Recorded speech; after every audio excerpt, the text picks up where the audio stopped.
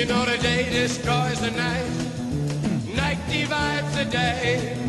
Try to run, try to hide, break on through to the other side. Break on through to the other side.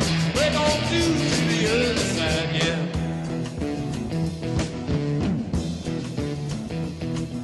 We chased our pleasures here, dug our treasures there.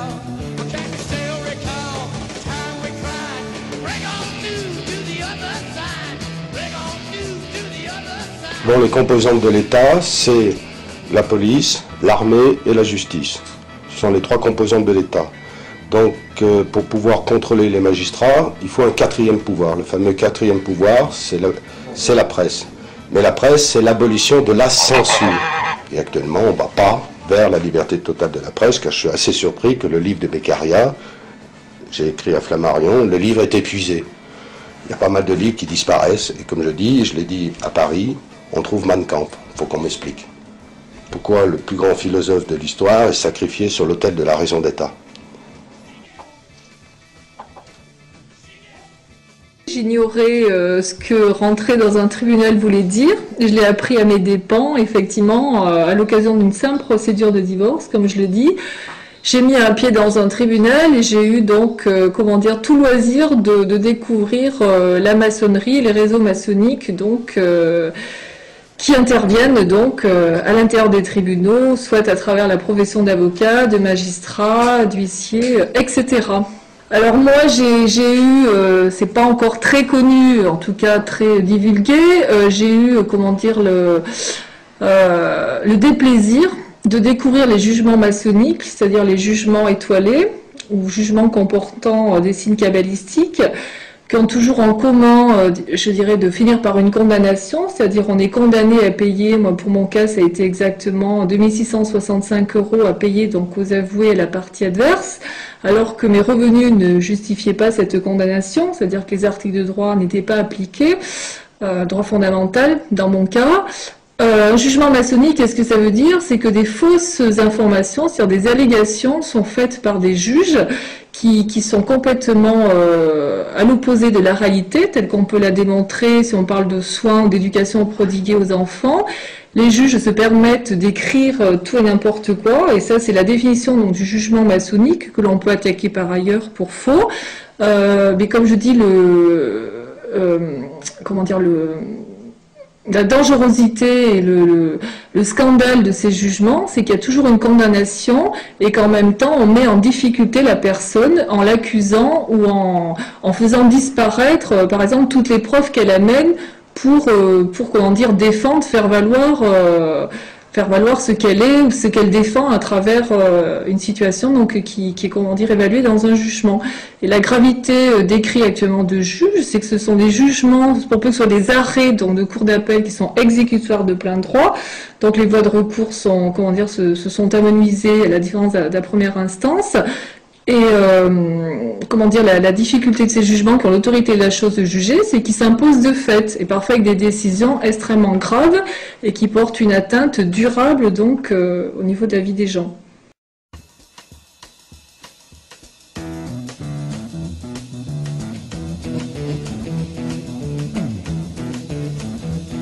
You know the day destroys the night, night divides the day.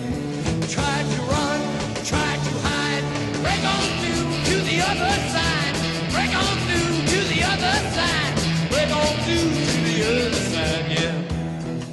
On me dit souvent que nous, on est censé ignorer la loi. Et la loi, c'est vrai, le Dalloz, c'est des bouquins immenses. Pour se mettre tout ça dans la tête, le peuple ne comprend rien. Donc il a affaire à des hommes de loi. Et ces hommes de loi, eux-mêmes, nous plongent dans des défaites judiciaires qui fait qu'on ne sait plus où on en est. Bon, pour l'état des lieux, moi déjà, je peux situer que, bon, après un divorce, ma liquidation de communauté après 8 ans n'est toujours pas faite, parce que, bon, tous les réseaux de relations ont fonctionné, que ce soit de l'avocat jusqu'au plus haut niveau de la magistrature. Mais de toute façon, c'est un monde corporatiste, hein. On les prend tous, avoués, greffiers, avocats, avoués, experts, tout ça. Tous ces gens-là mangent ensemble, sortent ensemble, se marient ensemble. Il y a eu des policiers ripoux impliqués. Au départ, je me suis dit, ça va se régler par mon avocat, et puis je me suis aperçu qu'il y avait des complicités au niveau des avocats, il y a eu des complicités au niveau des avoués, il y a eu d'importants retraits en espèces, comme je vous ai dit, 420 000 francs avant une audience d'appel. Puis je me suis aperçu que le juge de l'audience était au courant. Je déposais plainte, et puis c'était toujours le même juge d'huissier qui intervenait. Et donc comme ça, j'ai l'impression que tout le réseau fonctionne jusqu'au bout, c'est-à-dire à partir du moment où il y en a un qui a commencé à protéger, derrière les autres continuent à protéger, jusqu'à ce que, bon, on est des aberrations totales dans les jugements, ça fait rien, la loi n'est plus appliquée parce que ces gens-là, ils sont ensemble, ils sont du même milieu et tout le monde se protège. Ça va jusqu'au notaire, on met des prix aberrants, on m'assigne pour un partage complètement farfelu, on fait enregistrer ce partage au centre des impôts. Au centre des impôts, on me répond, il y a quelqu'un qui a bidouillé dans nos ordinateurs, excusez-nous, on rectifie. Et voilà, et c'est comme ça que continue. Il y a un expert qui est désigné derrière, l'expert continue à protéger, et protège le notaire, ça fait rien, il m'a pris complètement aberrant, j'en parle de tous les côtés, on me dit mais bon c'est pas possible, votre maison, on ne peut pas mettre un prix du mètre carré inférieur à un appartement qui date de 1958, qui n'a même pas le double vitrage, on se retrouve comme ça, et ces policiers ripoux, je m'aperçois à un moment donné qu'ils sont tellement impliqués, le gars il revendait des fichiers à la franc-maçonnerie, et donc je comprends pourquoi mon affaire depuis le début est bloquée, parce que ces gens-là, ils alimentaient la magistrature. Voilà, ils alimentaient tout le réseau des huissiers. Il y avait des huissiers qui contournaient la justice à un moment donné et qui utilisaient ces fichiers personnels des gens, revendus à une société dans le centre de la France, société à terre, qui a financé jusqu'à 600 000 € en 1 an et demi. Un certain Sikoski, un ancien commissaire révoqué, condamné pour faux en écriture privée, corruption, et j'ai tout publié sur Internet parce que j'ai vu que tout bloquait. Et donc j'avais plus le choix à un moment donné. Je me suis dit, on bloque mes plaintes, on bloque tout. Maintenant, j'attends comme un sit-in correctionnel. Et au moins, je déballerai devant un tribunal ce qui se passe. Et c'est ce qui se passe aujourd'hui. Ils ont été obligés de me citer un correctionnel. Mais j'attends qu'ils aillent au bout, parce que chaque fois, je leur mets toutes les preuves entre les mains.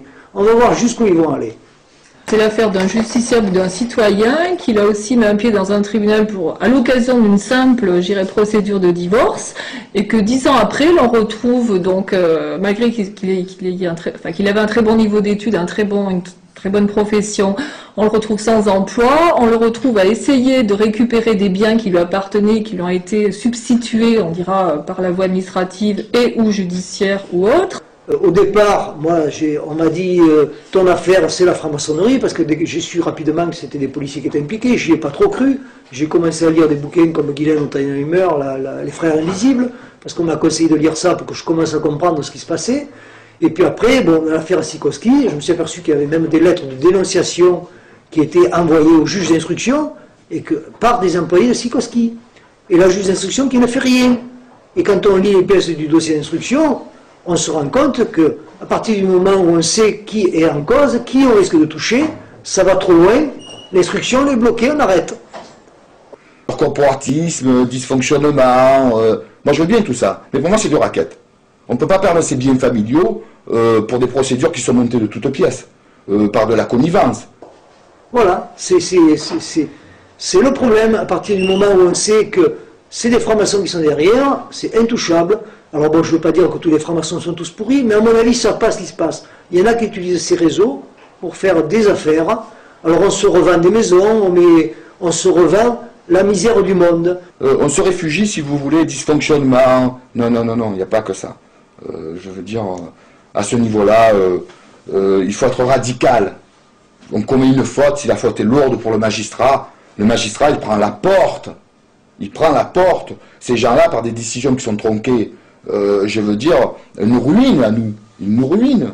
C'est un lieu obscur, c'est un lieu, comme je l'ai dit précédemment, qui est quand même occupé par les réseaux francs-maçons. On le sait, ce sont des réseaux occultes et invisibles. Et jusqu'à maintenant, tout a été fait pour que le débat public n'arrive pas à un certain endroit, à un certain niveau, et qu'on commence effectivement à appréhender les choses de manière plus proche en termes d'enjeux au niveau de la démocratie. En fait, ça ne les gêne pas du tout. Alors pourquoi ces magistrats ne seraient pas jugés par le peuple en définitive? Puisque les décisions sont rendues au nom du peuple français. Les magistrats, ça, ils ont tendance à l'oublier. Et à nous, on nous demande de respecter la loi. Alors nous, on veut bien la respecter. Mais comme j'ai bien indiqué tout à l'heure, je pense qu'un jour ou l'autre, il va y avoir un drame.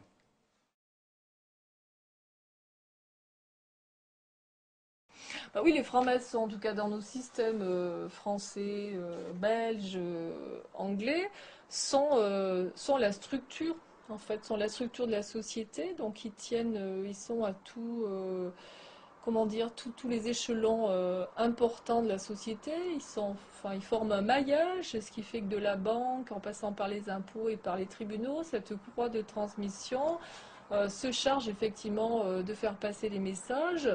Le problème, si on en revient aux tribunaux, c'est que lorsque les francs-maçons désignent une proie qu'ils ont décidé de spolier à travers des procédures dans les tribunaux, ils demandent aux frères qui sont à la banque, aux impôts, de mettre en place les méthodes de harcèlement ou comment dire de mise en danger de la vie d'autrui, de manière à ce que lorsqu'ils ont décidé de saisir des biens ou de spolier, puisqu'ils mettent ça en place sur plusieurs années, toute la tentacule soit en place et que tout soit mis, tout soit prêt tant aux impôts, tant à la banque. C'est comme ça qu'on a des interdits bancaires qui n'ont pas lieu d'être, des frais d'agio qui se mettent, en place alors qu'ils sont créés toutes pièces, ils sont factices. Donc tout se met en place au niveau de cette chaîne, de ce réseau. Ça fonctionne extrêmement bien et tous les gens, les proies qui ont subi les maçons, peuvent prouver aisément comment ça fonctionne parce qu'en même temps, il y a toute une circulaire. C'est vraiment le système des roues, quoi. À un moment donné,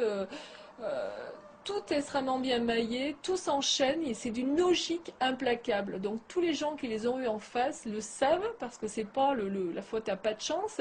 Tout s'enchaîne de manière extrêmement structurée.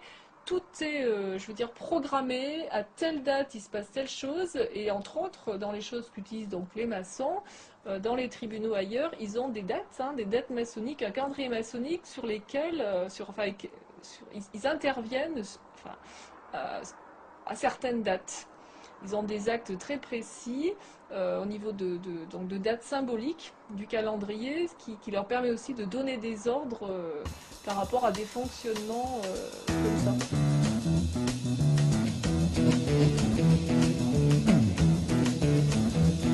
You know the day destroys the night. Night divides the day. Le non-respect donc de la déontologie, le non-respect, là, dans le cadre de cette attestation, d'autres articles de droit. Il y avait aussi une autre attestation qui avait été faite en infraction totale du droit, et pas que du droit civil ou du droit pénal. Infraction aussi au Code de la santé publique. Donc, j'inscris en faux vis-à-vis donc des articles de droit qui ne sont pas respectés, et vis-à-vis de mentions qui sont donc erronées, ou vis-à-vis, là c'était le cas donc pour ce matin, à l'époque, l'avoué que j'avais devant la cour d'appel, pour des raisons où il avait reçu effectivement a priori des ordres de son supérieur hiérarchique, avait refusé de prendre mes pièces pour donc faire valoir ma défense en vue d'une future décision de juge, une future ordonnance. Donc sur 80 feuilles au total, que l'on avait refusé de me prendre et qui donc n'étaient jamais arrivées au greffe, puisqu'on avait là aussi refusé un greffe de la cour de me les prendre. Donc j'ai inscrit en faux au titre de la falsification des données et de pièces qui ont disparu, qui ne sont pas arrivées, donc qui ont disparu, et du dossier, et qui n'ont pas permis de faire valoir mes droits et d'assurer ma défense. Donc c'est une procédure, comme vous avez pu le voir. Je l'ai senti. Et c'est vrai. اللي يطلب اليوم بحقوق طفله كأنه ترشح عمل، et surtout كان يبدا يتكلم. راهو فما تواصل للعديد من الممارسات اللي كانت موجوده قبل. انا ولدي وقع الاعتداء عليه عمره 8 سنين، علاش؟ خاطر المدير في الشعبه قال لها هذيك خليها تجي منرفزه وتجي تعارك باش تقول راهو انا علاش؟ خاطر نربط كيفاش معناتها لا كوربسيون. بعد تقول لك يا ما دارت لها ولدك يسيب ما عادش تلمش برشا، علاش؟ ولاو يستعملوا الطفوله ويستعملوا الاولاد باش يركحوا لي بارون، سي سا لا لو كون. وعندك الحق كي تقول شويه دخلت الحبس على ولادك، سي تري امبورطون.